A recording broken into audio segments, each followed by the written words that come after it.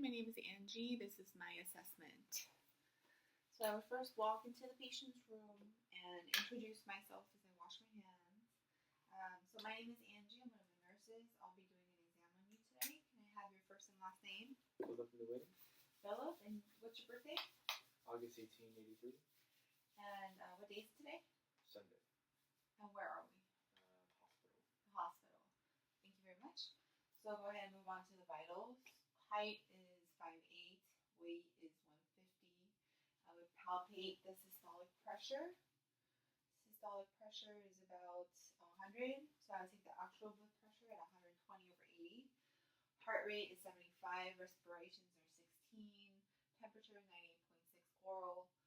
And O2 sat is 98% on room air. Are you having any pain today? No pain.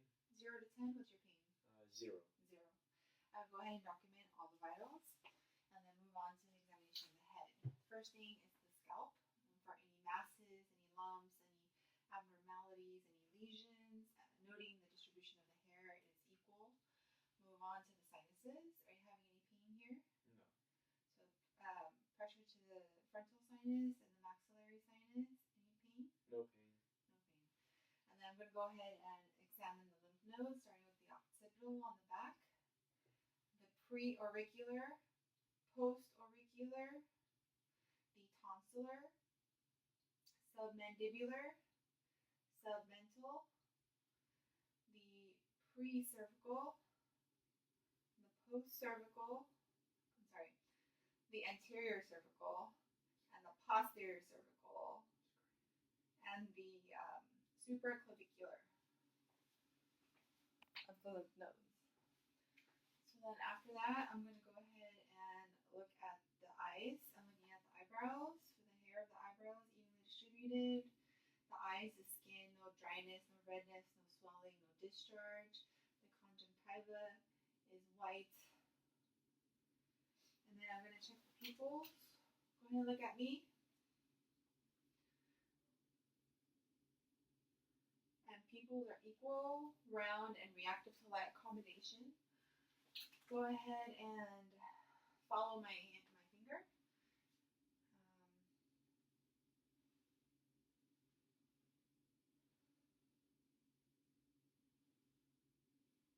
Continue to follow my finger. Perfect. And then I'm going to test your peripheral vision, so tell me when you can see my fingers. I see it. Okay. And then moving away from the eyes, we'll go ahead and we'll check the ears. The ear, I would check both, but just one for time. Checking the skin for any dryness, any redness, any abnormalities, any discharge of the ear. I'm going to go ahead and do a test of your hearing. I'm going to block one ear and whisper something in the other and tell me what you hear. 23. And the other one. 45. 45. Perfect. And then we're going to go ahead and do the rhyme test. Tell me which side you can hear the vibration. Both. Both. Okay. Then we're going to do the Weber test. And you just tell me when you can no longer hear the vibration, okay?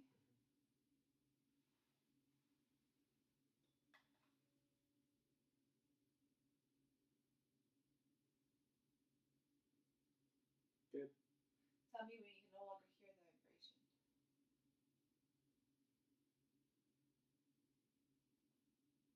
Good. Okay. Perfect. So let's test for hearing. So now we're going to go ahead and check the nose and look at the skin of the nose. Any dryness, any dryness, any abnormalities. I'm looking inside the nose, mucous membranes. I'm looking for any deviation of the septum, and there is none. We're going to go ahead and check your sense of smell. So go ahead and close your eyes. I'm going to cover one nostril, and then you tell me what you smell with the other, okay? So go ahead and tell me what you smell. Alcohol. Okay. And then keep your eyes closed, and what do you smell? Alcohol. Alcohol. Perfect.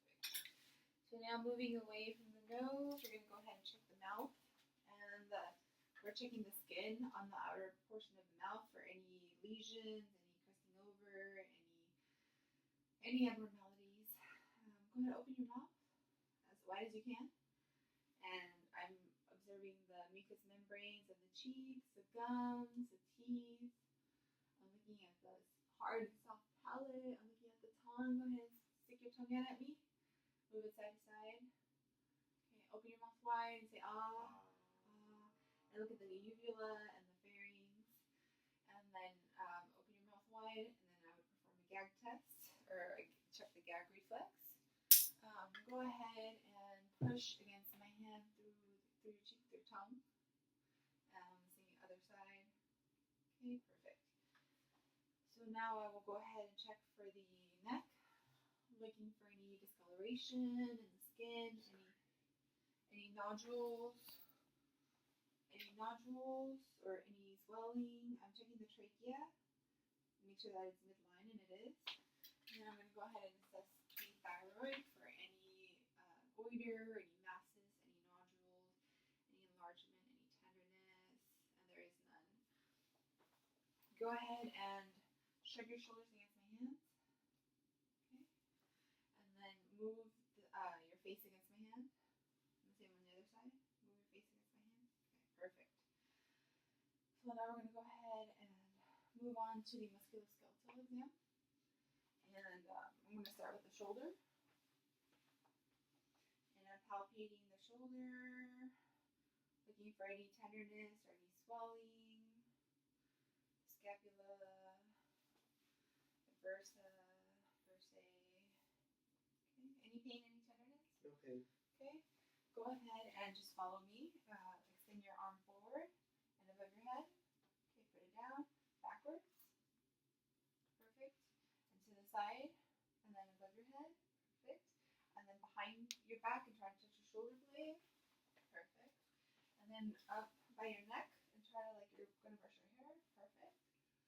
Then I'm going to go ahead and inspect the elbow, the medial and lateral epicondyles, the olecranon process for any swelling, tenderness, any nodules.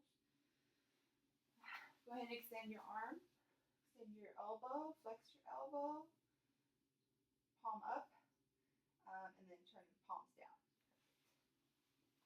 Now I'm going to go ahead and observe the hands, the radius and the ulna for any swelling, any tenderness, the dorsal side of the palm and the palmar side, the thenar and hypothenar, looking for any contractions.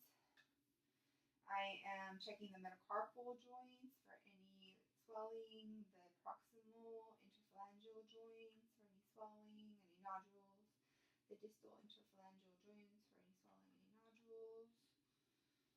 And okay, go ahead and put your hand out like this. Point your fingers to the ground. Point your fingers to the ceiling. Turn your fingers in. Turn your fingers out.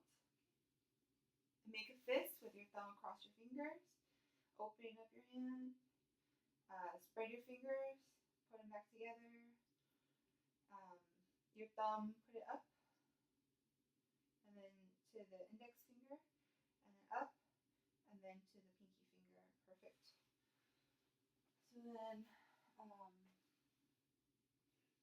go ahead and bend your elbow. No. Wait, okay. So I'm going to push this way, you push against my hand. Try to extend your arm. And now the opposite, try to bend your elbow. Okay, perfect. I'm going to check the DTRs since I'm already here. First, the brachial. Relax your arm. Okay. And then the brachioradialis. Okay. And then the tricep. Okay. And then I'm going to go ahead and observe the knee for any swelling. There isn't any tenderness, any pain. No pain. Go ahead and extend your leg. And bend the back. I'm looking at the quad, checking for any atrophy. And then you go ahead and look at your feet. Palpating the ankle. Any swelling, any tenderness? No. No. The heel. Putting pressure on the sides of the foot. I'm palpating the metatarsal heads. Looking for any abnormalities. Achilles. Okay, and then go ahead and press against my hand, and then bring your toes towards you. Perfect. And then go ahead and touch this heel to this knee and put it down your shin, and then move it back up. Perfect. And then go ahead and leave your foot crossed over. I'm going to check for this reflex, the Achilles reflex. Okay. I'm going to check for the Babinski. Okay. And then go ahead. I'm going to ask you to stand. And I'm assessing the posture and the position of the head. And go ahead and turn around. And I'm going to palpate the spinous processes with my thumb all the way down. And the facet joints of the neck, the cervical spine. I'm observing the back for any lesions, any markings, any tags, anything abnormal. Looking at the curvature, there's nothing suggesting scoliosis. Look through the side. Hold your arm out there. Thoracic curve is normal, so no kyphosis, no exaggeration of the lumbar, so no lordosis. Go ahead and bend over and touch your toes. Perfect. Come up slow. Bend back as far as you can. Perfect. Now rotate at the waist to one side, and then the other. Perfect. Bend at the waist on my hand. Bend at the waist on my other hand. Okay. Walk to that side of the room as you normally would. I'm assessing the gait, the stance, the swing. Okay, walk back, heel to toe in a straight line as much as you can. Perfect. Perfect. And then go ahead and sit back up here. Actually, one more test, Romberg test. Checking your balance. Go ahead and stand there with your feet together, hands to your sides. Look up at me and close your eyes and try to stay as still as possible. So I would observe the patient for 30 seconds, give them a break, then do it for another 60. You can go ahead and sit down again.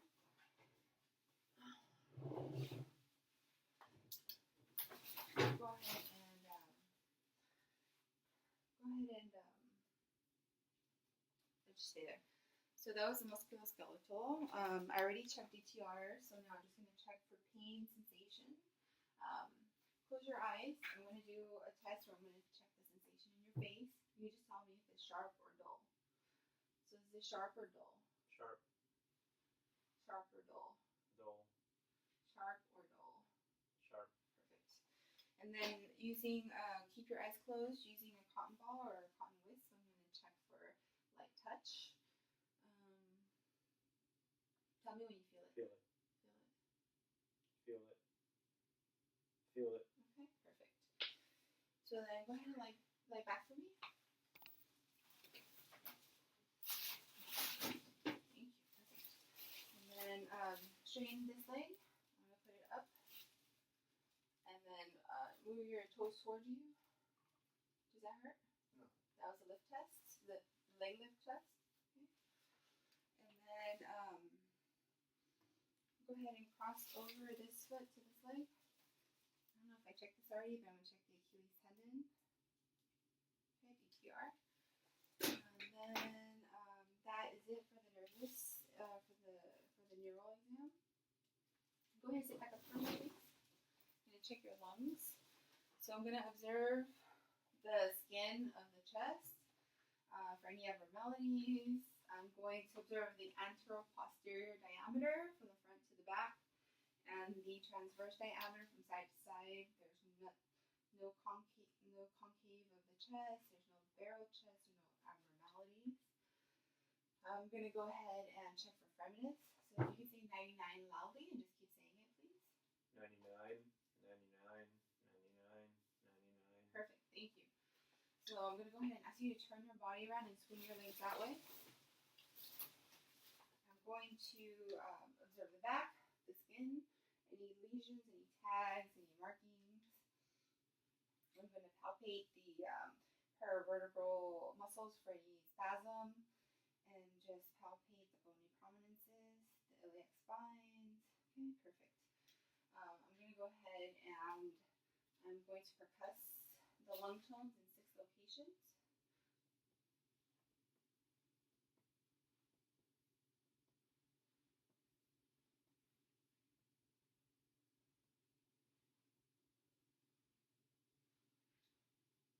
Okay, now I'm going to listen to the lung sounds.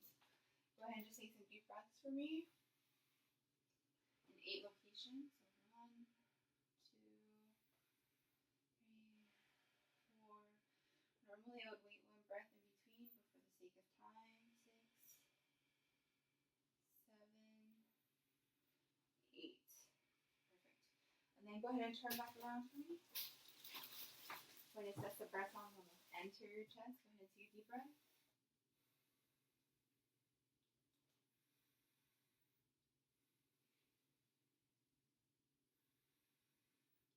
Perfect. So I'm going to go ahead and assess the heart. Go ahead and lie back for me again. Relax.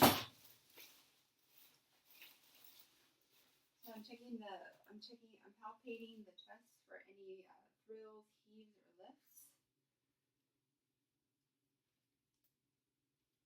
And I do not notice any. I'm palpating the PMI, pulse of maximum impulse. Should be about, on the left side, 5th intercostal space, mid-clavicular line. And I can't feel it in this patient. Next, I'm going to listen to your heart sounds. So I'm going to listen to the aorta, the aortic, which is 2nd intercostal on the right, with my diaphragm. Then the pulmonic on the left border, 2nd intercostal space.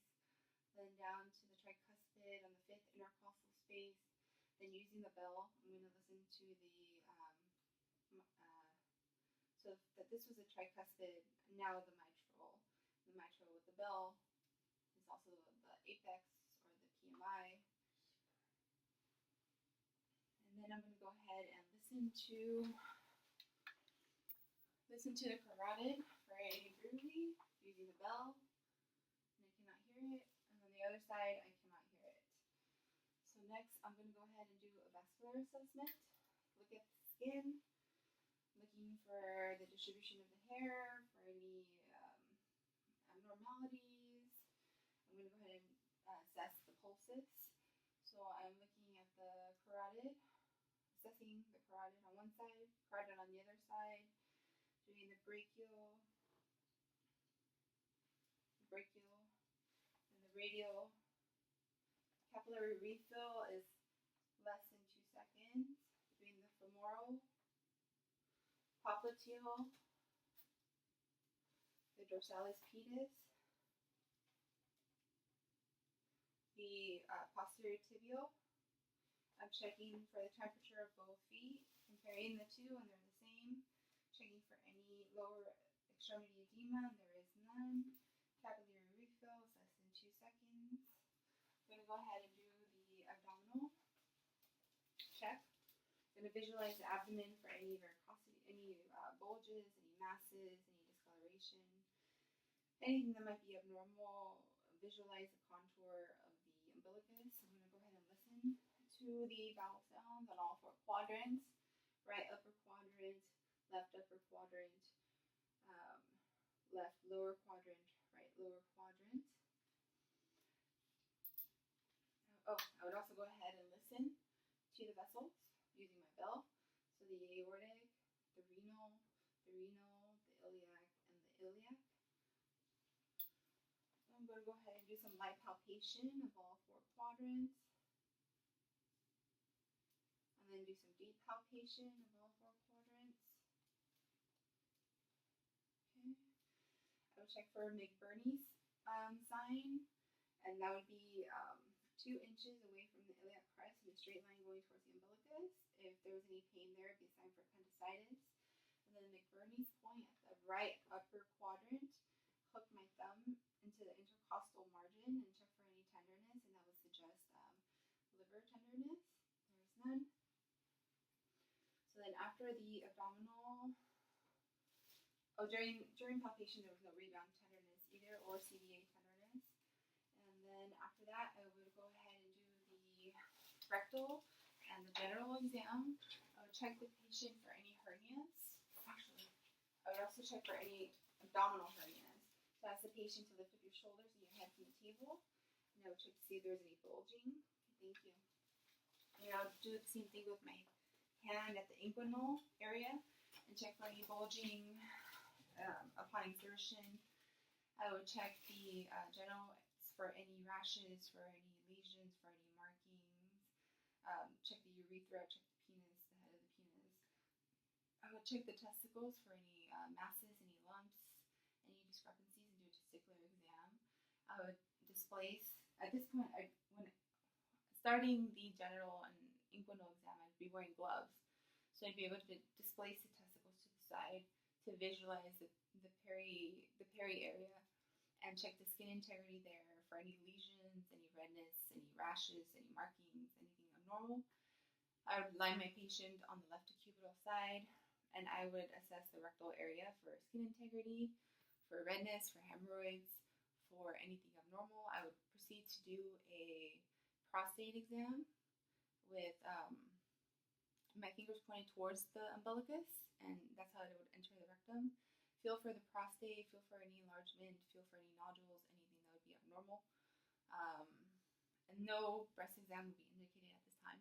I would remove my gloves, wash my hands, and I would be done. Thank you.